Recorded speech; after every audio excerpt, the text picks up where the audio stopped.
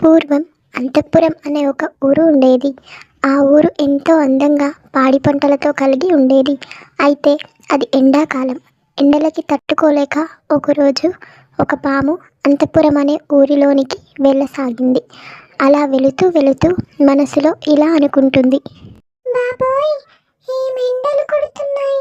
ఓ సూర్యదేవుడా, నువ్వు ఇంతలా బగ్గుమంటే మా జీవరాశులు ఏమైపోవాలి? వాయమ్మో, ఎంత ఎండనా! అమ్మయ్య, ఊరి లోపలికి చేరుకున్నాను. చాలా దాహం వేస్తుంది. ఇప్పుడెలా? నేనేమో నాగిని. ఈ మానవులు నన్ను చూస్తేనే భయపడతారు. తండ్రి శివయ్య, ఎండలకి తట్టుకోలేకపోతున్నాను. నా దాహం తీరే మార్గం చూపించు. ఇంకాసేపు ఆగితే నా ప్రాణం వదిలేటట్టున్నాను అంటూ దేవుడిని వేడుకుంటుంది మనసులో. అదే సమయంలో రామయ్య అనే ఒక రైతు అటుగా వస్తూ ఉంటాడు.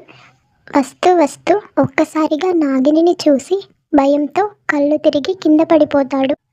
కానీ నాగిని దేవుడిని వేడుకుంటూ ధ్యానం చేస్తూ ఉంటుంది. తర్వాత కాసేపు ఆగి మెలకువలోకి వస్తాడు రామయ్య.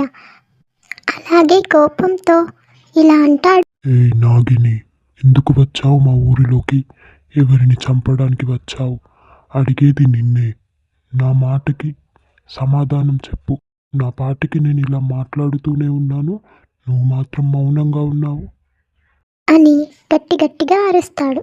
అది గమనించిన రామయ్య భార్య సుశీల, అయ్యో అయ్యో, ఏమయ్యా, ఏమైంది? అంతలా తిడుతున్నావు ఎవరిని? ఏటో వెళ్తాను అని వచ్చావు, మధ్యలో ఈ గొడవేంటయ్యా అని అరుస్తూ అటుగా వస్తుంది. సుశీల, రమేష్ వాళ్ళ ఇంటికని బయలుదేరాను, కానీ ఇదిగో మధ్యలో ఈ నాగిని దర్శనమిచ్చింది. ఈ విషజీవులు ఇలా ఊర్లలో తిరిగితే ఎలా సుశీల? ప్రజలకి హానికరం కాదా? అందుకే మందలిస్తున్నాను. ఓ నాగిని, ఇటుగా ఎందుకు వచ్చావు? మర్యాదగా వెళ్ళిపో, లేదంటే గ్రామంలోని వారందరినీ పిలుస్తాము అని బెదిరిస్తారు రామయ్య మరియు సుశీల. కానీ ధ్యానంలో ఉన్న నాగిని అవేమీ పట్టించుకోదు. ఇంతలో ఆ అరుపులు విన్న మేరీ బయటకు వస్తుంది. పాపం, తనకి కళ్ళు లేవు, తను చూడలేదు. కానీ ప్రవర్తనని బట్టి ఎలాంటి వాళ్ళు అనేది అర్థం చేసుకోగల మేధావి.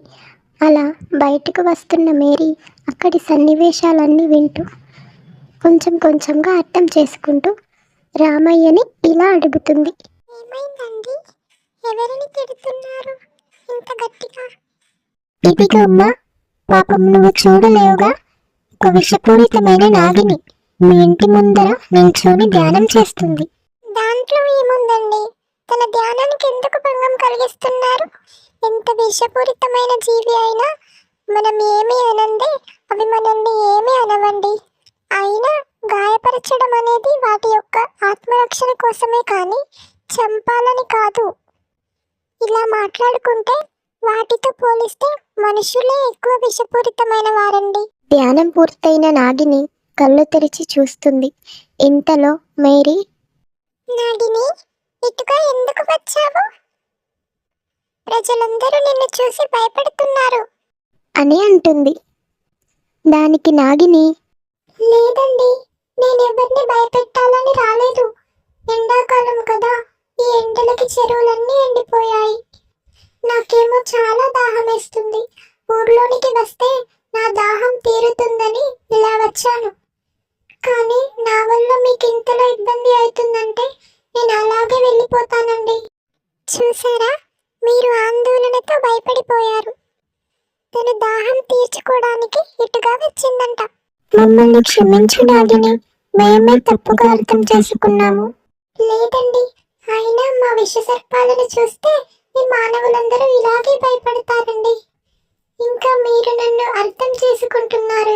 అలా రామయ్య సుశీలలు వారి ఇంటికి వెళ్ళిపోతారు. నా పేరు మేరీ, నాకు చూపు లేదు. నువ్వు ఒప్పుకుంటే నిన్ను నాతో పాటు ఉంచుకుంటాను. నిన్ను ఇక ఎవ్వరూ ఏమనరు. చాలా బాగా చూసుకుంటాను. నాతో పాటు ఉంటావా?